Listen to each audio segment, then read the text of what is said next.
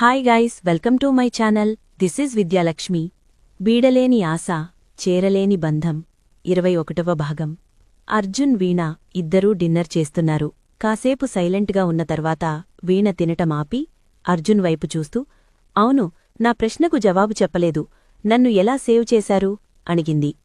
Leavitt, తింటున్నప్పుడెందుకు అలాంటివి? అసలు ఈ టైంలోనే వద్దు, మార్నింగ్ మాట్లాడుకుందాం. ఇప్పుడింకేడైనా మాట్లాడదాం. చపాతీలోకి కర్రీ వేసుకుని వీణకు సర్వ్ చేశాడు.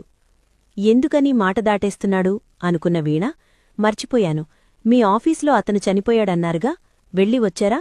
స్థాపన అయిపోయాక తిరిగి వస్తున్నప్పుడే నేను కనిపించానా? టాపిక్ మళ్ళీ అక్కడికి తీసుకువచ్చింది. అన్నాడంతే. ఈ టైంలో ఈ టాపిక్ కూడా తీసుకురాకూడదు అనుకుని మళ్ళీ సైలెంట్ అయిపోయింది. ఈసారి అతను పలకరించాడు. మీ ఫ్రెండును కలిశారా అడిగాడు. కలిశాను అన్నట్లుగా తలను నిలువుగా ఊపింది. జాబ్ కావాలన్నారు. నిజంగా జాబ్ చేయాలనుకుంటున్నారా? ఎందుకనో వీణను పరీక్షిస్తున్నట్లుగా ఉంది అతడి వాళ్లకం. జాబ్ చేయాలని వచ్చాను అర్జున్ గారు అని చెప్పింది. ఇద్దరూ తినటం పూర్తయింది. హ్యాండ్ వాష్ చేసుకుని ఇద్దరూ బయట గుమ్మం వరకు వచ్చారు.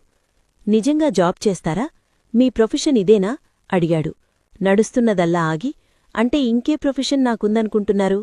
ఇది కాక అతనివైపు అనుమానంగా చూస్తూ అడిగింది. నథింగ్, జస్ట్ క్యాజువల్గా అడిగాను. మీరు జాబ్ చేయడానికి వచ్చినట్లుగా అనిపించలేదు, ఇంకేదో పనిమీద వచ్చినట్లు ఉన్నారు అన్నాడు. నిజమే, ఎలా కనిపెట్టేశాడు? దొరకట్లేదు, ఆలోచిస్తూ తింటోంది. 1 వీక్లో మీ జాబ్ కన్ఫర్మ్ అన్నాడు. ఇంత త్వరగా జాబ్ రావటమంటే ఐఎమ్ లక్కీ. మీరు నాకు పరిచయం కావటం, ఏం జరిగినా మన మంచికే అంటూ ఉంటారు.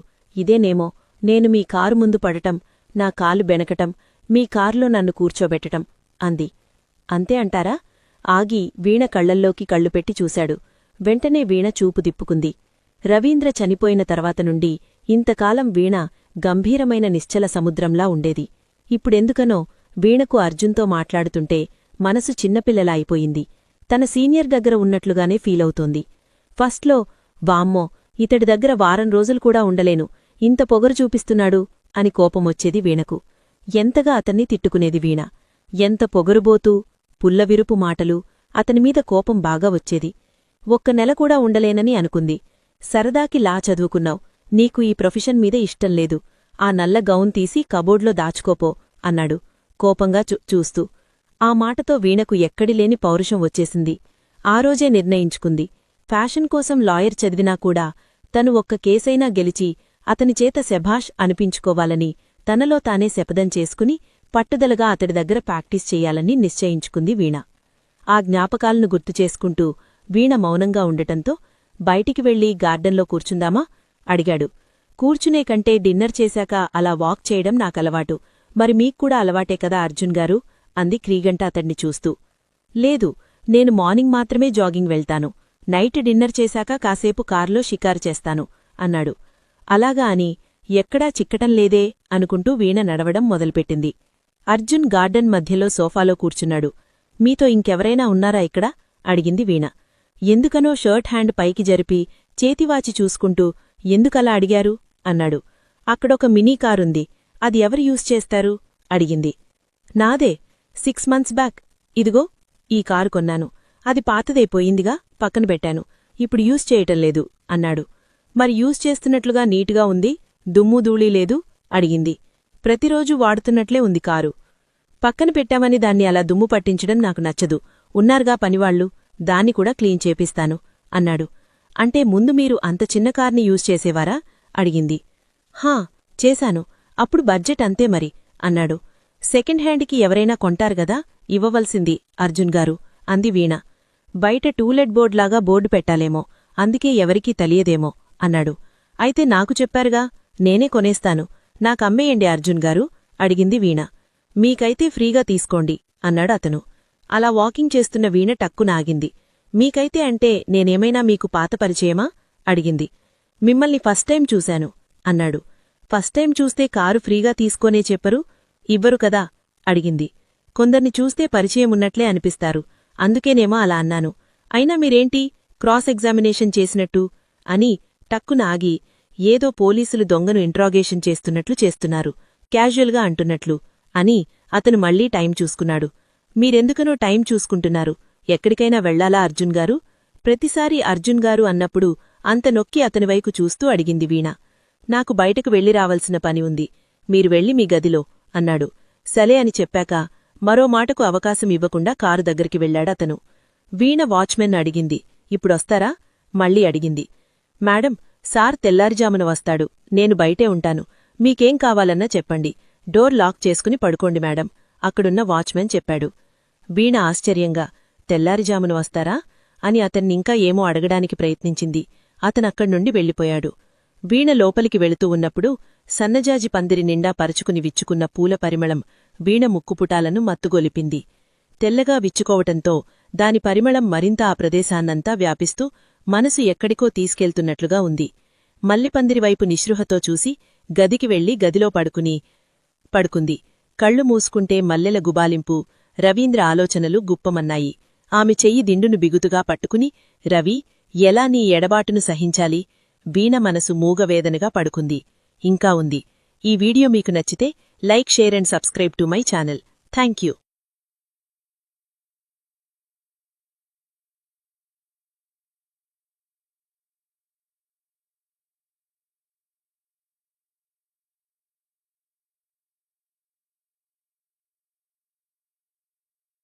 Hi guys, welcome to my channel. This is Vidyalakshmi. వీడలేని ఆశ, చేరలేని బంధం 22వ భాగం. రవీంద్రతో పెళ్లయ్యాక ఆ రోజు వీణ తలలో పూలు తెచ్చిపెట్టాడు. 3 మంత్స్ మనం దూరంగా ఉండాలన్నావు, మరి పూలు పెడుతున్నావే అడిగింది వీణ. నీ తలలో ఇలా పూలు పెట్టుకుంటే చూడాలనిపించి తెచ్చాను అంటూ వీణ తలలో పూలు పెట్టి తన ముందుకు తిప్పుకుని, వీణా, ఎంత ముద్దొస్తున్నావు అంటూ హక్ చేసుకున్నాడు. అలా కొద్దిసేపు వీణ మెడవంపుల్లో మొహం చేర్చాడు. కాసేపు ఇలాగే పూల పరిమళాలను ఆస్వాదిస్తాను, అడ్డు చెప్పకు రిక్వెస్ట్గా అన్నాడు. వద్దు రవి, స్వామి చెప్పినట్లు పాటిద్దాం అని రవీంద్రను దూరం చేయబోయింది. ప్లీజ్, కాసేపు అందరాని పొందుకంటే ఆనందమే లేదు అని సాంగ్ మహానుభావులు ఎంత బాగా రాశారు, అనుభవంతో రాసినట్టున్నారు. ఇలా కూడా చాలా బాగుంది వీణా, ఇలా ముద్దులు, హగ్గులు, ఎక్సలెంట్ ఫీలింగ్స్ అంటూనే మోహావేశంతో వీణ మెడవంపుల్లో ముద్దులు పెట్టాడు. రవీంద్ర అలా చేసేసరికి వీణ శరీరం ఒకలా అయిపోయింది. ప్లీజ్ వద్దు, మత్తుగా చెప్పింది వీణ. వీణకు కూడా రవీంద్రను దూరం జరపాలని లేదు, కాని భయం. రవీంద్రకు ఏదైనా అవుతే అన్న భయంతో ఆ 3 నెలలు విరహవేదన అనుభవించారిద్దరు. రవీంద్ర వీణకు తెలియకుండానే పెళ్లి ప్లాన్ చేశాడు. ఇక చేసేదేమీ లేక రవీంద్ర చెప్పినట్లుగా ఒక బొమ్మలతడు చెప్పింది పాటిస్తూ వచ్చింది. ఆ రోజిద్దరూ నైటు 10 గంటలకు ఎయిర్పోర్ట్కు వెళ్లారు. రవీంద్ర చెకింగ్ దగ్గరికి వెళ్లాడు. వీణ అలా నిలుచుంది. జైవర్ధన్ లండన్ వెళ్లాడు. 2 రోజుల క్రితం పెళ్లి చేసుకుని రవీంద్ర, వీణ ఎయిర్పోర్ట్కు వెళ్తున్నప్పుడు అతను తిరిగి వస్తున్నాడు. ఎదురుగా జైవర్ధన్ ఫోన్లో చాలా సీరియస్గా మాట్లాడుతూ ట్రావెల్ బ్యాగ్ తోసుకుంటూ వీణకు ఎదురుగా వస్తూ కనిపించాడు. వీణ స్కార్ఫ్ కట్టుకుంది. ఎవరు గుర్తించకుండా కాని ఎందుకో భయమేసి కాస్త మొహం తిప్పుకుని వేరొకరి ట్రావెల్ బ్యాగ్ ఉండటంతో అక్కడ దాక్కుంది. మనుషుల్వేరు, ట్రావెల్ బ్యాగులున్నాయి. జైవర్ధన్ వెళుతూ అతనొక్క నిమిషం అక్కడ ఆగడు. ఫోన్ నోటికి దగ్గరగా పెట్టుకుని చెయ్యి అడ్డు పెట్టుకుని, కిరణ్, నీకు ఎన్ని కోట్లు కావాలో తీసుకో, రవీంద్ర ప్రాణాలతో ఉండకూడదు, డెడ్ బాడీ కూడా దొరకకూడదు అన్న మాటలు వినిపించిన వీణ షాక్ అయింది. రవీంద్ర ఇలా అతడి నుండి పారిపోతున్నాడా? రవీంద్రలు చంపేస్తానంటున్నాడు అంటే రవీంద్ర ఆస్తి కూడా ఇతనే అనుభవించాలని ఇలా చేస్తున్నాడా? ఎంతమంది లేరు అన్నగమ్ములు ఆస్తుల కోసం చంపుకోవటం. అందుకే వీణ జైవర్ధాన్ని అనుమానించింది. తామిద్దరూ ఇలా పెళ్లి చేసుకుని ఎవరికీ తెలియకుండా అబ్రాడ్ పారిపోతున్నామని తెలిసి ఇలా అంటున్నాడా? వీణకు చాలా భయమేసింది. ఆ మాట చెప్పే అతను వెళ్ళిపోయాడు. వీణకు భయంతో, టెన్షన్తో నోటి మాట రాలేదు. అతను ఆ మాట అక్కడ చెప్పేసి వెళ్ళిపోయాడు. వీణ రవీంద్ర దగ్గరికొచ్చింది. పదా వెళదానని వీణ చెయ్యి పట్టుకున్నాడు రవీంద్ర. రవిని గట్టిగా హగ్ చేసుకుని ఏడుస్తోంది. ఏమైందిరా, ఎందుకలా భయపడుతున్నావ్? మరింత దగ్గర తీసుకుని అడిగాడు రవీంద్ర. వీణ ఏడుస్తోంది కాని మాట్లాడట్లేదు. ఇండియా వదిలి వెళ్ళిపోతున్నామని బాధగా ఉందా? నువ్వు యుఎస్లోనే చదువుకున్నావ్, కొత్తగా వెళ్లట్లేదు కదా అడిగాడు. వీణ చెప్పలేకపోతోంది. రవీంద్ర ఎంత షాక్ అవుతాడో అన్న భయం. తన అన్నయ్యను ఇలా చేస్తున్నాడు అంటే ఎంత బాధపడతాడో చెప్పకూడదు ఇతనికి. కాని తను జాగ్రత్తగా చూసుకోవాలి, మాకొక వారసుడు పుట్టేవరకు అని నిశ్చయించుకుంది వీణ. పదపద, ఫ్లైట్ వచ్చేసింది అని తొందర చేశాడు. వీణ కన్నీళ్లు తను తుడుస్తూ, భయంగా ఉందా అడిగాడు. నువ్వు బాగుండాలి, అందుకే నా భయం ఏడుస్తూ ముక్కు చీదుతూ చెప్పింది. నాకేమవుతుంది, అందుకేగా దోష నివారణ పూజ చేయించాము. వీణకు ధైర్యం చెబుతూ ఫ్లైట్ దగ్గరికి తీసుకెళ్లాడు రవీంద్ర. అలా అతడి మీద ఉన్న అనుమానంతో రవీంద్ర చనిపోయాక జైవర్ధన్ మీద కేసు పెట్టింది వీణ. అత్తయ్య, మామయ్య, శ్వేత ఎంతో నచ్చచెప్పినా వీణ ఎవరి మాటనూ వినలేదు. పెడచెవిన పెట్టింది. అతని మీద హత్యనేరం మోపింది. కొన్ని ఫ్రూట్స్ చూపించింది, వాదించింది. జైవర్ధన్ తెలివితేటల మీద తక్కువ అంచనా వేసింది. అతడు నిర్దోషి అని బయటకొచ్చాక కోర్టులో వీణా ముందు నిలుచుని వ్యంగ్యంగా అన్నాడు. ఏమిటి, క్రిమినల్ లాయర్ గారు, ప్రాక్టీస్ మధ్యలో వదిలేసి రవిని తీసుకుని ఎబ్రాల్కు లేచిపోయావు. 1 సంవత్సరంలోనే మీ సీనియర్ లాయర్ అంత గొప్ప లాయర్ను చేశాడని తెగ ఫీలయ్యావా? వెళ్ళు, మళ్లీ ప్రాక్టీస్ చేసుకో. లాజిక్లు ఇంకాస్త చదువు. ఆ తర్వాత హైకోర్టుకు అప్లై చేసుకో. మీ సీనియర్ లాయర్ ఆ రోజు కోర్టులో నుండి తప్పు చేసిన వాడిలా వెళ్ళిపోయాడు. ఆ తర్వాత నువ్వు మా తమ్ముడితో లేచిపోయావు. అతడి మాటలకు వీణకు ఒళ్ళు మండిపోతోంది. మా సీనియర్ ఎక్కడున్నాడో తెలుసుకుని, ఇంకాస్త మెలకువలు తెలుసుకుని హైకోర్టుకు వెళతాను. రవీంద్రను నువ్వే చంపావని ప్రూఫ్ చేస్తాను అని ఛాలెంజ్ చేసింది వీణ జైవర్ధన్ మీద. అవన్నీ గుర్తుకొచ్చేసరికి వీణకు అవమానంగా, బాధగా అనిపించింది. లేచి మంచినీళ్లు తాగి టైం చూసింది. 12 గంటలవుతోంది. గేట్ తీసిన శబ్దమైంది. సీనియర్ ఇప్పుడే రానన్నారే, ఎవరుంటారని వీణ తొంగి చూసింది కిటికీలో నుండి. సీనియర్ ఇప్పుడొస్తున్నాడేంటి అనుకుని. అయ్యో, ఇతను సీనియర్ కాదంటున్నాడు కదా, అర్జున్ అని. అయినా తెల్లారుజామున వస్తాడని చెప్పాడు వాచ్మెన్. అప్పుడే వచ్చాడు అంటే ప్రతిరోజూ వెళ్లి వస్తాడా ఏంటి ఆలోచిస్తూ చూస్తోంది వీణ. కారు వచ్చి పోర్టికోలో ఆగింది. కారు దిగి వాచ్మెన్తో ఏదో మాట్లాడి లోపలికొస్తున్నాడు. ఆ తర్వాత కనిపించలేదు. అప్పుడు సీనియర్కి ఫ్యామిలీ లేదు, ఇప్పుడు ఈ అర్జున్కి ఫ్యామిలీ లేదు. Something is wrong. Senior lawyer గురించి, అతని దగ్గర జూనియర్గా ఉన్నప్పటి రోజులు గుర్తుకొచ్చాయి వీణకు. జ్యోతి ఎవరికీ అర్థమవ్వదు. మనిషి తెలివిగలది, నిదానస్తురాలు. కాని గట్టిగా దబాయిస్తే నాలుక మెలికపడినట్లు అయి కొన్ని మాటలు సరిగ్గా మాట్లాడలేకపోయేది. కొంచెం ముద్దగా కూడా మాటలొస్తాయి. అందుకేనేమో ఎప్పుడూ స్టేట్మెంట్ రాస్తుండేది. అయితే చాలా స్పీడ్గా రాసిన అక్షరాలు ముత్యాలమాల పేర్చినట్లు త్వరగా ముగించేది.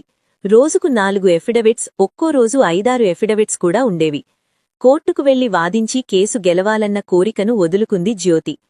ఇల్లు గడిచిపోయే సంపాదన వస్తున్నది అని అంతకు మించి అత్యాశకు పోలేదు. అలా ఉండేది. వీణకు లా కంప్లీట్ అయ్యాక ముందుగా జైవర్ధన్ దగ్గర ప్రాక్టీస్ చేయమని సలహా ఇచ్చారు అత్తయ్య, మామయ్య. వీణను జూనియర్గా తన దగ్గర చేర్చుకోనని చెప్పాడు జైవర్ధన్. నా క్లాస్మేట్ వినయ్ సలహాతో సీనియర్ కృష్ణ దగ్గరికి ఫస్ట్ టైం వెళ్ళింది ఆ రోజు. జూనియర్గా చేరటానికి వెళ్ళినప్పుడు చాలాసేపు వెయిట్ చేయించాడు. ఎంత సీనియర్ అయితే మాత్రం మరింతలా వెయిట్ చేయించాలా?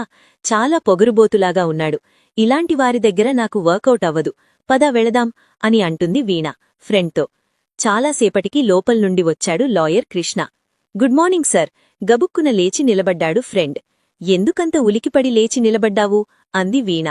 వీణ చెయ్యి గిల్లి, నువ్వూరుకో తల్లి చిన్నగా కసిరాడు. కూర్చోండి అన్నాడు తీరిగ్గా. వచ్చి లేటైనందుకు సారీ కూడా చెప్పలేదు. సీనియర్ జైవర్ధన్ రవీంద్రలాగానే బాగున్నాడు. కాకపోతే సైడ్ పాపటి తీశాడు. ఎందుకో తెలీదు, సైడ్ పాపటి తీసినవారు అమాయకులుగా గుర్తించబడ్డారు. మరి ఇతను పొగరుబోతనం చూపించటంతో వీణకు నచ్చలేదు. నేను చెప్పాను కదా ఫోన్లో, తనే బిఎల్ చేసి ఎన్రోల్ కూడా అయింది చెప్పాడు వినయ్, వీణా క్లాస్మేట్. చాలాసేపు వెయిట్ చేయించాడు అన్న పొగరంతో నిర్లక్ష్యంగా ఉన్న వీణాని తీక్షణంగా చూస్తూ యోర్ నేమ్ అడిగాడు. సింహం గాండ్రింపులాంటి ఆ కంఠానికి వీణ భయపడి చెప్పలేకపోయింది. వీణకు కూడా నాలుక మడతపడినట్లు తడబడింది. వినయ్ వైపు చూసింది. చెప్పాను కదా సార్, వీణా అని అన్నాడు వినయ్. ఈ సబ్జెక్ట్ ఇష్టపడి తీసుకున్నావా అడిగాడు. ఇష్టపడి అంటే అని ఏదో చెప్పబోయే అవునన్నట్లుగా తల ఊపింది వీణ. నా చదివినంత ఈజీ కాదు వాదించటం. ఇక్కడ హ్యాపీగా ఉంటుందనుకుంటున్నావా సూటిగా చూస్తూ అడుగుతున్నాడు. ఇష్టంగా సబ్జెక్ట్ తీసుకుంది కనుక ఉంటుంది, ఎందుకుండదు తడబడి చెప్పాడు వినయ్. లాయర్ కోపంగా వినయ్ వైపు చూసి, తనకి మాటలు రావా అడిగాడు. బాగా వస్తాయి చెప్పాడు వినయ్. మరి తన బదులు నువ్వు డబ్బింగ్ ఇస్తున్నావ్, నువ్వు తన అసిస్టెంట్వా? తన బదులు నువ్వు వాదిస్తావా కోర్టులో ఆయన వాగ్ధాటికి కోపమొస్తోంది. అది కాదు అంటూ అతని ఏదో చెప్పబోయే, ఇలాంటి అమ్మాయి నాకు పనికిరాదు, తీసుకెళ్ళు, ఇప్పటికే ఒకరిని భరిస్తున్నాను, కోపంగా జ్యోతివైపు చూసి అన్నాడు లాయర్ కృష్ణ. జ్యోతి తలదించుకుని ఉంది. ఈ విధంగా బోనులో నిల్చున్న ముద్దాయిని ప్రశ్నిస్తే వాడికి తప్పక చెమటలు పడతాయి. మామూలు విషయాలను ఇంత తీక్షణంగా చూసి ప్రశ్నిస్తున్నాడే, కోర్టులో క్రాస్ ఎగ్జామినేషన్ అప్పుడు ఇతని పాలపడ్డ సాక్షికి మోక్షం లేదు అనుకుంది వీణ. తని ఏదో తప్పు చేసినట్టు, తన్నేదో నేరస్తురాలనన్నట్లు ఈయన చూడటం ఇబ్బందిగా ఉంది. కుర్చీలో నిటారుగా కూర్చోబోయి ఇబ్బందిగా కదిలి మళ్లీ తనను తాను మందలించుకుని నిటారుగా కూర్చుని లాయర్ గారివైపు చూసి పౌరుషంగా మై నేమ్ వీణారెడ్డి అని చెప్పి కాసేపు ఆగి జ్యోతికన్నా బెటర్ అని వినయ్ ఫ్రెండ్ వైపు చూసి ఈ పూట నాతో కోర్టుకు తీసుకెళ్తాను అన్నాడు. అప్పుడేనా అని అనుకున్న వీణ బేలగా చూసింది వినయ్ వైపు. ఇప్పటి నుండి ప్రాక్టీస్ వెళ్ళు అని చిన్నగా చెప్పాడు. సరే సర్, నేను వెళుతున్నాను వెళ్లబోయాడు వినయ్. కాఫీ తాగి వెళ్దు అని మళ్లీ ఆపాడు.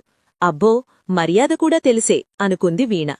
తను జూనియర్గా తీసుకోవటానికి ఈయనకి అభ్యంతరం లేదు, బాగానే ఉంది.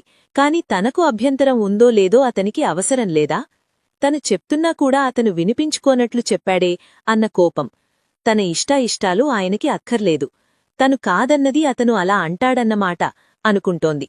ఇంతలో లోపల్నుండి కాఫీ కప్పులు 4 తెచ్చి వారి ముందు టేబుల్ మీద పెట్టబడ్డాయి. అడ్వకేట్ వినయ్కొక కప్పిచ్చి తను ఒక కప్పు తీసుకున్నాడు. ఒకటి జ్యోతి తీసుకుంది. నోటి దగ్గర పెట్టుకోబోతూ 4వ కప్పు వీణవైపు చూసి గంభీరంగా ఒక లుక్కిచ్చాడు. తీసుకో అన్నట్లుంది ఆ చూపు. అదేంటో మరి, అతడి లుక్కుకు కాఫీ కప్పు వీణ చేతిలోకి ఎలా ఎప్పుడు తీసుకుందో వీణకే తెలీదు. అది గుర్తించిన వీణకు కోపం మరింత పెరిగింది. తను రవీంద్రకు కాబోయే భార్య. రవీంద్ర అంటే ఎవరో ఇతనికి తెలియటంలేదు. కేవలం ఇతనొక అడ్వకేట్. అలాంటి వ్యక్తి తనకు రెస్పెక్ట్ ఇవ్వకుండా నిర్లక్ష్యంగా చేస్తున్నందుకు చాలా కోపం వస్తోంది వీణకు. ఈ వీణ అంటే ఎవరో తెలియచేస్తాను అనుకుంది వీణ. ఇంకా ఉంది. ఈ వీడియో మీకు నచ్చితే like, share and subscribe to my channel. Thank you.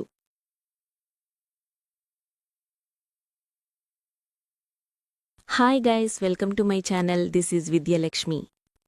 వీడలేని ఆశ, చేరలేని బంధం 23వ భాగం. మాట్లాడకుండా కళ్లతోనే పనులు చేయించగల సామర్థ్యం ఉందన్నమాట. ఏంటి ఆ పరధ్యానం? మళ్లీ కంగుమంది ఆ కంఠం. అంత పెద్ద శబ్దం వస్తుందా అని తలెత్తింది వీణ. నీ రియాక్షన్ కోసమే కాచుకున్నట్టుంది నా థాట్ ఫీడింగ్. చూశావు ఎంత బిగ్గరంగా అరవగలను?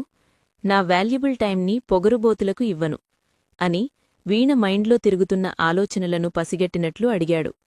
వీణ ఆశ్చర్యంగా తలెత్తి అడ్వకేట్ వైపు చూసింది. ఇతడికి మైండ్ రీడింగ్ తెలుసా అని లోలోపల అనుకుంది. Mind reading is my speciality అన్నాడు. బాబోయ్, మైండ్ రీడింగ్ కూడా! ఫీడ్ చేసేవారి దగ్గర ఎలా వేగాలి అని ఆలోచిస్తున్న వీణను ఉద్దేశించి, హోదాను చూసి వాల్యుబుల్ టైం ఇవ్వాలనుకుంటే అది ఇక్కడ దొరకదు, ప్రాక్టీస్ ముఖ్యం అనుకుంటే ఉండవచ్చు అంటున్న అడ్వకేట్ వైపు బొమ్మలా చూస్తూ ఉండిపోయింది వీణ. ఇది సాధ్యమా? మనసులో ఉన్నదంతా పర్ఫెక్ట్గా ఎలా చెప్తున్నాడు అని షాక్లో ఉండిపోయిన వీణవైపు చూడకుండా, ముఖ్యంగా లాయర్లకు ఉండకూడనిది పరధ్యానం. ఇలాంటి మెంటాలిటీ నీ హ్యాబిట్ అనుకుంటే ప్రాక్టీస్కు you are not suitable to this courts అన్నాడు. తనను అవమానిస్తున్నాడనుకున్న వీణ సర్ అంది ఇన్సల్ట్గా ఫీలవుతూ. ఎస్ ఆర్ నో అని వెంటనే లేచాడు. I'm sorry sir, I accepted to practice with you sir అని రెస్పెక్ట్గా లేచి నిలబడి చెప్పింది వీణ. That is better. నాకు ఎదుటివారి రెసిస్టెన్స్ని బ్రేక్ చేస్తే కాని తోచదు. That is my technique now అన్నాడు మళ్ళీ. ఇతని దగ్గర సైకోయిజం ఉన్నట్టుంది. తప్పదు అనుకుంది వీణ. సైకోయిజం కాదు, ఇది నా ఈగోయిజం అని అన్నాడు. జ్యోతి, కేస్ రికార్డ్ ఈమె చేతికివ్వు. స్టడీ చేసి నేను వచ్చేసరికి నోట్స్ ప్రిపేర్ చెయ్. బీ బ్రీఫ్, పాయింట్స్ గొలుసులా రాయకు. 10:30 అయ్యేసరికి నోట్స్ రెడీగా ఉండాలి అని అధికారికంగా చెప్పేసి బయటికి వెళ్లాడు. అయితే రెసిస్టెన్స్ ఒప్పుకోడా? జూనియర్ అంటే జిహూ అంటూ కుక్కపిల్లలా ఉండాలా? ఇలా అయితే ఒక్క కేసు కూడా ఆర్గ్యూ చేయలేనేమో. ఇతని దగ్గర 4 రోజులు జూనియర్గా ఉండటం కూడా కష్టమేనేమో. చూద్దాం అనుకుంది వీణ. అతడి నిర్లక్ష్య వైఖరి తనపై అధికారం చూపిస్తున్నట్టు అనిపించింది. ఆలోచిస్తున్న వీణలో ఉన్న ఈగో బయటకు తొంగిచూసింది. ఏమైనా సరే ఇతని కేకలకు, చూపులకు బెదరకూడదు. అతనికంటే మొండిదానినని నిరూపించుకోవాలి అని అంతర్గతంగా తనలో ఉన్న ఫైటింగ్ స్పిరిట్ మళ్లీ తలెత్తింది. తన శక్తి, తన వ్యక్తిత్వం, తన యుక్తి నిరూపించుకోవాలి అన్న నిర్ణయానికి వచ్చేసింది ఫైనల్గా. జ్యోతి తీసుకువచ్చిన ఫైల్ వీణ చేతికిచ్చింది. కేస్ హిస్టరీని 2 సార్లు చదివింది. లా జర్నల్లో కొన్ని ఇలాంటి కేసుల కోసం సివిల్ ప్రొసీజర్ కోడ్లోంచి పాయింట్స్ కోసం వేగంగా వెతికింది. లాయర్ గారు ఆఫీస్ రూంలోకి రావటానికి 5 మినిట్స్ ముందే నోట్స్ రెడీ చేసి ఉండాలని నిశ్చయించుకుంది వీణ. పాయింట్ బై పాయింట్ ఆర్డర్ ప్రకారం రాస్తూ అన్నీ త్వరగా పూర్తిచేసి టేబుల్ మీద పెట్టేసి ఏమీ ఎరగనట్టు మొబైల్లో గేమ్ ఆడుతూ కూర్చోవాలి అనుకుంది. సీనియర్ వచ్చి తను పాయింట్లు రాయలేదనుకుని గట్టిగా అరుస్తాడు. అతన్ని బాగా అరవనిచ్చి తరువాత నిర్లక్ష్యంగా నోట్స్ అతడి చేతికిస్తాడు. ఆ నోట్స్ చదివాక అతని ముఖం వెలవేలపోతుంది. తనను తిట్టినందుకు పశ్చాత్తాపంతో ముఖం చూపలేక తలవంచుకుంటాడు. తొందరపడి నిర్లక్ష్యంగా మాట్లాడకూడదని రియలైజ్ కావాలి. దట్ ఈజ్ వీణ అని నిరూపించాలు అనుకుంది. చుట్టూ పరిసరాలను మర్చిపోయి వేగంగా తనకి కావలసిన పాయింట్లు వెతికి సీనియర్ ఆఫీస్ క్యాబిన్కి రావటానికి 5 మినిట్స్ ముందే రికార్డ్ తయారు చేయటానికి ప్రిపేర్ అయింది. సరిగ్గా 10:30 టైం అయ్యేసరికి తెల్ల ప్యాంటు, నల్ల కోటు వేసుకుని వీణ కూర్చున్న ఆఫీస్ క్యాబిన్లోకి వచ్చాడు. టేబుల్ మీద ఉన్న కేస్ రికార్డ్ని, కింద ఉన్న వీణ తయారుచేసిన నోట్స్ని ఒక్కోసారి చూశాడు. జ్యోతి గుమ్మంలో నిల్చుని చాలా భయభక్తులతో లాయర్ గారి వైపు చూస్తోంది. ఆయన టేబుల్ మీద ఉన్న నోట్స్ వైపు ర్యాండమ్గా అలా చూసి రికార్డ్ చేతిలో పట్టుకుని డ్రైవర్ వచ్చాడా జ్యోతి అని తలెత్తి చూడకుండానే అడిగాడు.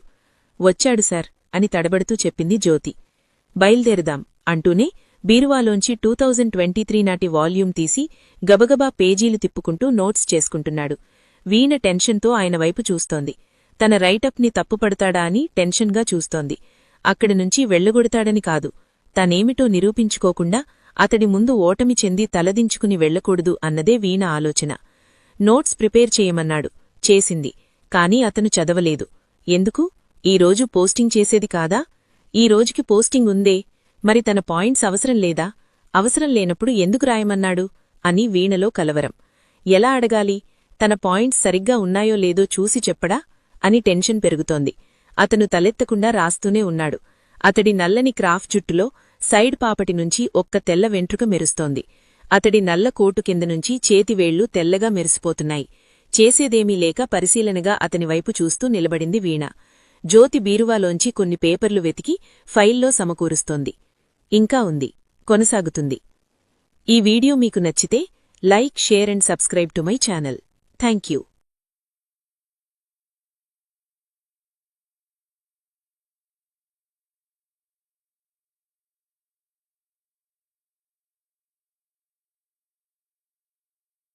Hi guys, welcome to my channel. This is Vidyalakshmi.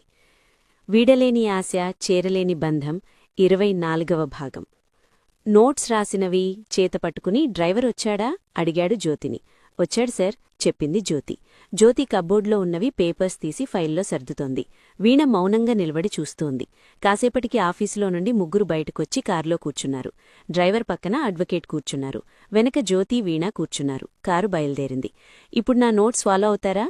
Notes refer చేశాడు. చూసి ఏమీ అనలేదు. డైరెక్ట్గా కోర్టుకు తీసుకెళ్తున్నాడంటే అందులో తప్పుల్లేవన్నమాట.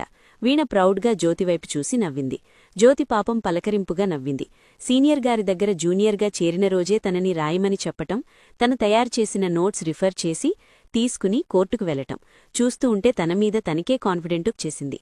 లాయర్ గారి ఆర్గ్యుమెంట్ వినాలని, ఆ ఆర్గ్యుమెంట్లో తను నోట్ చేసిన పాయింట్లలో కనీసం 4-5 వస్తాయేమో అని ఎగ్జైట్గా వెయిట్ చేస్తోంది వీణ. అడ్వకేట్ గారు తన ఛాంబర్స్కి వెళ్లి కూర్చున్నాడు. జ్యోతి, వీణ వెళ్లి నిశ్శబ్దంగా మరోవైపు కూర్చున్నారు. కేసును పిలుస్తారేమో అని వెయిట్ చేస్తున్నారు. చాలా టైం అయిపోయింది. ఏంటి ఇంకా పిలవలేదు? జ్యోతినడిగింది వీణ. ఆయన సడన్గా ఎప్పుడు ఎలాంటి నిర్ణయాలు తీసుకుంటారో తెలీదు చెప్పింది జ్యోతి. ఆ తర్వాత ఏమీ మాట్లాడలేదు వీణ. జ్యోతిని చూస్తే తనలో ప్లీడర్ గారి మీద ఉన్న అతిభక్తి చూసి వీణకు జ్యోతి మీద విసుగ్గా ఉంది. ఎందుకంత భయభక్తులతో ఉండాలి? సీనియర్ అయినంత మాత్రాన మనకు మంత్లీ శాలరీ ఇచ్చేటంత ఆఫీసర్ కాదు కదా అనుకుంటున్న వీణకు జ్యోతి సీనియర్ దగ్గర అతి మంచితనంగా ఉన్న జ్యోతి మీద కోపం వస్తోంది. అందుకేనేమో జ్యోతితో చనువుగా మాట్లాడనీకి ఇష్టపడలేదు వీణ. ఆ అమ్మాయి కూడా చొరవగా మాట్లాడటం లేదు. కేసుకు తనని పిలవకుండా ఎలా ఉంటాడని వెయిట్ చేస్తోంది. లంచ్ టైం దాటి 2 గంటలైపోయింది. ఆకలిగా, చిరాకుగా ఉంది. కానీ ఛాంబర్స్లోంచి వీణ కదల్లేదు, మదల్లేదు అతడి మీద ఉన్న భయంతో. జ్యోతి కూడా అలాగే ఉంది. జ్యోతిని అడ్వకేట్ పిలిచాడు. జ్యోతి ఆయన దగ్గరికి వెళ్లి నిల్చుంది. జ్యోతికి ఏం చెప్పాడో తర్వాత కొద్దిసేపటికి జ్యోతి వచ్చి వీణను క్యాంటీన్కి తీసుకెళ్ళింది. వీణ జ్యోతి ఇద్దరూ తిన్న తర్వాత 3 గంటలకు కేసొచ్చింది. అడ్వకేట్ గారు తాపీగా వాయిదా అడగమని తన తరపున జ్యోతిని పంపాడు. వీణకు ఒక్కసారిగా నిరాశ కలిగింది. తను రాసిన నోట్స్ అడ్వకేట్ ఆర్గ్యుమెంట్ వినాలని ఆశగా ఎదురుచూస్తోంది. ఇతను చివరిదాకా వీణను సస్పెన్స్గా ఉంచి వాయిదా కోరాడు. ఇంతవరకు వెయిట్ చేయించి కేసు ఆర్గ్యుమెంటుకు వచ్చాక ఎందుకు వాయిదా కోరటం? వీణ ఆలోచనగా ప్లీడర్ గారి వైపు చూస్తోంది. అడ్వకేట్ ఆలోచనగా ఉన్నా కూడా అతడి మొహంలో విజయ గర్వం కనిపిస్తోంది. ఆ మధ్యాహ్నం 3:30కి అడ్వకేట్ గారు జ్యోతి అని పిలిచి తనను ఇంటికి వెళ్లమని చెప్పు అని జ్యోతికి చెప్పాడు. వీణకు వినిపిస్తూనే ఉంది. అదేదో డైరెక్ట్గా నాతో ఎందుకని చెప్పలేదు? వీణకు అరికాళ్లలో నుండి తల వరకు ఆవేశంతో మండిపోయింది. ఏం, ఆ విషయం అతను చెప్పొచ్చు కదా, తననెందుకు పనికట్టుకుని హర్ట్ చేస్తున్నాడు అనుకుంది. మళ్లీ చెప్పాడు జ్యోతికి, మన అలవాట్లు టైమింగ్స్ తనకి చెప్పు అని. 1 నిమిషం ఆగి రేపు కేసేమైనా ఉందా అని జ్యోతిని అడిగాడు. సత్యవతి గారి నక్సేషన్ కేసు రేపుంది సార్ అంటూనే వీణవైపు జాలిగా, లాయర్ గారి వైపు భయంగా చూస్తూ చెప్పింది జ్యోతి. ఆ నక్సేషన్ కేసు పేపర్స్ ఆ అమ్మాయికివ్వు, నోట్స్ తయారుచేసి ఉంచమని చెప్పు అని వీణ వినేటట్లు చెప్పాడు. వీణకు కళ్లల్లో నీళ్లు తిరుగుతున్నాయి. ఏమిటి ఇతడి ఉద్దేశం? ప్రతీదీ జ్యోతి చేత ఎందుకు చెప్పించాలి? అతడు తనతో మాట్లాడ్డానికి కూడా తను అర్హురాలు కాదా? వీణ సైలెంట్గా అక్కడ్నుండి మొదటి రోజు భారమైన మనసుతో ఇంటికి చేరుకుంది. వినయ్కి కాల్ చేసింది. చాలా మంచి అడ్వకేట్ దగ్గర నన్ను సీనియర్గా చేర్చావు వినయ్, వ్యంగ్యం ధ్వనించింది వీణ గొంతులో. వినయ్ అది గమనించలేదు కాబోలు. ఎలా ఉంది నీ ఫస్ట్ డే అడిగాడు వినయ్. తడి నిర్లక్ష్య వైఖరి నన్ను హర్ట్ చేస్తోంది వినయ్ చెప్పింది. నీరసపడ్డ గొంతు ధ్వనించింది వీణ గొంతులో నుండి. మరి అంత డిసప్పాయింట్ అవుతున్నావేంటి? ఏమన్నాడు అడిగాడు వినయ్. విషయం చెప్పింది. ఓహో నో వీణ, నువ్వు మరీ ఇంత సెన్సిటివ్గా ఉంటే ఎలా? అరే, సీనియర్ అడ్వకేట్ అంటే అలాగే ఉంటారు. స్టూడెంట్స్ దగ్గర లెక్చరర్లు ఎలా ఉంటారో అలాగే ఉంటారు. అప్పుడు మనం చిన్నవాళ్లం కనుక అలా అనిపించదు. ఇప్పుడు మనం చాలా గొప్పవాళ్లం మన ఫీలింగ్లో ఉంటాం కనుక మనకలా అనిపిస్తూ ఉంటుంది.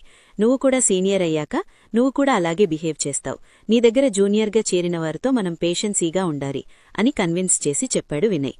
అలా అంటావా హనీ? వీణ కాసేపు ఆలోచించి, సరే నువ్వు చెప్పింది కరెక్టేనేమో అనిపిస్తోంది. ఓకే, నా తలనొప్పి తగ్గించావు, కాస్త మనసు రిలాక్స్ అయింది అని కాసేపు కోర్టు గురించిన విషయాలు చర్చించుకుని ఫోన్ ఆఫ్ చేసి బయటకొచ్చింది. మెడపైనున్న అద్దెకున్న తాతగారు, ఏం మనవరాలా అలా ఉన్నావేంటి అడిగారు. ఫస్ట్ రోజు కోర్టుకు వెళ్లాను, హెడేక్గా ఉంది తాతయ్య అని తల పట్టుకుని చల్లగాలికి కాస్త గార్డెన్లో కూర్చుంది వీణ. టీ తాగావా అడిగారు తాతగారు. టీ పెట్టుకునే ఓపిక కూడా లేదు, కాసేపు కూర్చుందామని చల్లగాలికి ఇలా కూర్చున్నాను. ఇప్పుడే వచ్చాను తాతగారు. ఏం, మనవరాలికి టీ తీసుకున్రా అని గట్టిగా కేక వేశాడు తాతగారు. నేను పెట్టుకుని తాగుతాను తాతగారు. వద్దు చెప్పింది వీణ. పర్లేదులే అమ్మా, మా ఇంట్లో ఎప్పుడూ 3 కప్పులు టీ ఫ్లాస్కులో ఉండనే ఉంటుంది. నీకోసం ప్రత్యేకంగా ఏమీ బామ్మగారు శ్రమపడలేదులే అని చెప్పి మరోసారి కేక వేయలోపే బామ్మగారు కప్పుతో బయటకొచ్చారు. తీసుకో వీణా అంటూ కప్పు పట్టుకుని మెట్లు దిగి వస్తోంది మా అమ్మ. సగం మెట్ల వరకు పెద్దావిడొచ్చారు. మరో సగం వీణ ఎక్కి కప్పు తన చేతికి తీసుకుంటూ థాంక్యూ మా అమ్మ అంది వీణ. పర్లేదులే వీణా, నీకెన్నోసార్లు చెప్పాను, నీకు చేసుకునే ఓపిక లేనప్పుడు ఏదైనా సరే మొహమాటం లేకుండా నన్ను అడిగి చేయించుకోమని చెప్పాను కదా, ఇంత మొహమాటమేంటే నీకు? చిరుకోపం చూపించింది పెద్దావిడ. నిజంగా ఆవిడ కాఫీ కాగితే ఉన్న తలనొప్పి మటుమాయమవుతుంది. చాలా బాగా పడుతుంది. చాలాసార్లు తాగింది, కాని మొహమాటంగా అనిపిస్తోంది వీణకు. మెట్లు కాంపౌండ్లో నుండి పైకి వెళ్లటానికి ఉన్నా కూడా పైకి వెళ్లాక రోడ్డు మీద వెళ్లేవారికి దగ్గరగా కనిపిస్తారు. అలా వీణ కప్పు తీసుకుని కిందికి దిగిపోతూ రోడ్డు మీదికి చూసింది వీణ. జైవర్ధన్ కారులో వెళుతూ కనిపించాడు. ఇంతలో మామగారు జైవర్ధన్ను పలకరించారు. మా యశోద కేసు ఇవాళ ఫైనల్ తీర్పు వచ్చిందంట కదా జైబాబు, ఏమైంది? ఆ పొలం ఎవరికి చెందింది అడిగింది మా అమ్మ. జైవర్ధన్ కారాపాడు. సారీ మా అమ్మగారు, మీ యశోదా వైపు తీర్పు రాలేదు, హైకోర్టుకి యాపిల్ చేసుకోవాలి అంటున్నారు చెప్తూ వీణవైపు ఒక చూపు విసిరి, ఇంకా కొన్ని నెలలాగితే మీ ఇంటి ఓనర్ గారే ఆ కేసు వాదిస్తారులేండి అన్నాడు. నామీద అంత గొప్ప కాన్ఫిడెంట్ ఉన్నప్పుడు సీనియర్ లాయర్ గారు జూనియర్గా తన దగ్గర ప్రాక్టీస్ చేయడానికి ఎందుకు అంగీకరించలేదు? అడగండి మా అమ్మ అని మొహం తిప్పుకుని మెట్లు దిగి లోపలికి వెళ్లిపోయింది వీణ. మాదిగురా. మరుసటి రోజు ఉదయం ఛాంబర్స్లో కూర్చున్న అడ్వకేట్ గారు పేపర్స్ బండిల్స్ తన ముందు పెట్టుకుని చూస్తున్న అతను వీణ వచ్చి కాసేపు తటపటాయించి గుడ్ మార్నింగ్ సార్ అని చెప్పింది. అతను తలెత్తి చూడలేదు. తల కదిలినట్లు ఊపాడతను. తన గ్రీటింగ్ని ఎక్నాలెడ్జ్ చేయలేదన్న బాధతో నిల్చుని చూస్తోంది వీణ. ఇంకా ఉంది. ఈ వీడియో మీకు నచ్చితే like, share and subscribe to my channel. Thank you.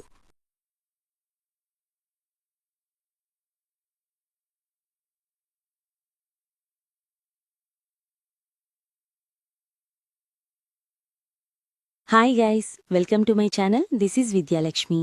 వీడలేని ఆశ చేరలేని బంధం 25వ భాగం. వీణ రాసిన కేసు తాలూకు పాయింట్లు.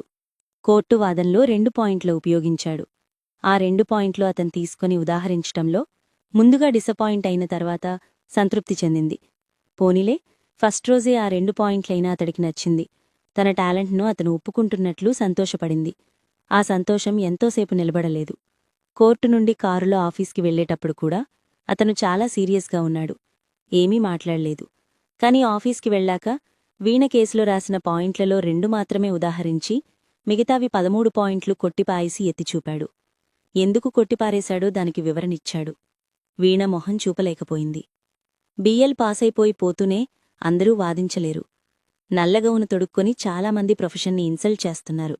నువ్విచ్చిన పాయింట్లన్నీ నేను యాక్సెప్ట్ చేస్తానని, కోర్టులో ఆర్గ్యుమెంట్ చేస్తానని చాలా ఎక్స్పెక్టేషన్ చేశావు కదూ. ఒక వ్యంగ్యమైన నవ్వు నవ్విలా, ఫస్ట్ ఇయర్ వాళ్లు కూడా ఈ మాత్ర పాయింట్లు రాస్తారు. అసలు ఈ ప్రొఫెషన్కొచ్చిన వాళ్లలో 50% మంది ఎందుకు కొరగాక ఎక్కడా చెల్లక బియ్యల్లో చేరేవారు కొందరున్నారు. నోట్స్ రాయమంటే అరగంటలో రాశాననుకుని మొబైల్లో గేమ్ ఆడటం కాదు. కేసు స్టడీ చేసి రిఫర్ చేసి ఎగ్జాంపుల్ సైట్ చేసి అవతల లీడర్కి దొనక్కుండా పగడ్బందీగా ప్రిపేర్ అయ్యుండాలి. జడ్జ్మెంట్ పాయింట్ రాయటమంటే ఎదుటివాళ్ల మెప్పు కోసం ఆ పనిని నామమాత్రంగా ముగించి మొబైల్లో గేములాడుకున్నట్లు కాదీ ప్రొఫెషన్. సార్ అంటూ వీణ అవమానభారంతో ఏదో చెప్పబోతోంది. Be quiet. కాలక్షేపానికి కోర్టుకొచ్చేవాళ్లు అంటే నాకు చిరాకు. ప్రొఫెషన్లో షైన్ అవ్వాలంటే మెదడికి పదును కట్టాలి. ప్రతి క్షణం ఎక్కడ ఏం జరుగుతోందో, ఏ కోర్టులో ఎలా జడ్జిమెంట్ ఇస్తున్నారో ఒక ధ్యేయంతో నడుచుకోవాలి. చెట్టు కింద కూర్చొని పిటిషన్లు రాసుకుంటే రోజుకింత కమిషన్ వస్తుందని అదే బెటర్ అనుకునేవారున్నారు అంటూ జ్యోతివైపు చూశాడు. వీణ మొబైల్ మీద ఉన్న చెయ్యి బిగిసింది. ఎంత అవమానిస్తున్నాడు. క్యాజువల్ వార్నింగ్ లెసన్లో ఇలాంటి డిసప్పాయింట్ వార్నింగ్ లెసన్ ఉంటుందా? తను ఫ్రీ టైంలో మొబైల్లో గేమ్ ఆడటం ఇతను గమనించాడా లేక జ్యోతి చెప్పిందా అని ఆలోచిస్తోంది. వృత్తిరీత్యా లాయర్ అయితే ఆ లాయర్కి న్యాయశాస్త్రం బుక్సు, కేసులు తప్ప మరో ప్రపంచం ఉండకూడదని ఇతడి ఉద్దేశం. అడ్వకేట్ అంటే తన ప్రొఫెషన్ తప్ప మిగతా విషయాలకి అర్హులు కాదు అన్నట్లు చెప్తున్నాడే. కోర్టు కేసులు, క్లయింట్లు తప్ప ఇతర ప్రపంచం ఉండకూడదా ఏంటి? వీణా ఇన్నర్ వాయిస్. ఆయన ఓ పక్క లెసన్ చెప్తూ ఉంటే, ఒక సబ్జెక్ట్లో పరిపూర్ణత సంపాదిస్తే మిగతావి వాటంతటి అవే వస్తాయి. ఏ వృత్తైనా ఏకాగ్రతతో మనస్ఫూర్తిగా చెయ్యాలి. డాక్టరైనా, లాయరైనా, ఇంజనీరైనా ఈ ప్రొఫెషన్ నేర్చుకుంటే ఆ ప్రొఫెషన్లో పూర్తిగా ఇన్వాల్వ్ అయ్యి ఉండాలి. దానిని ధ్యానముద్రలో మంత్రంలాగా జపిస్తూ ఉండాలి. అప్పుడే లక్ష్యాన్ని సాధించగలరు. నువ్వింకెవరి మీదనో పంతంతో చదివావు. నీ పెళ్లికార్డులో ఎన్ని డిగ్రీలుండాయని ప్రౌడ్ కోసం మాత్రమే చదివావు. అతడి కంఠంలో కోపం చూసిన వీణకి చెమటలు పట్టాయి. తన గురించి అంత తెలుసుకుని చెప్తున్నాడు.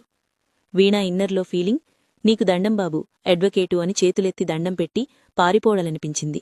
కాని తనను జైవర్ధన్ తన జూనియర్గా చేర్చుకోను అన్నాడు.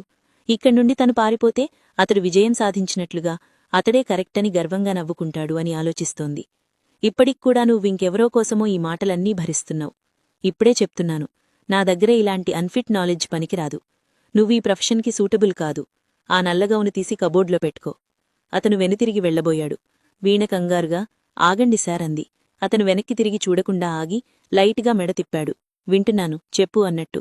I'm very sorry, I promise sir. ఇక మీదట మీరు చెప్పినట్లుగానే నడుచుకుంటాను.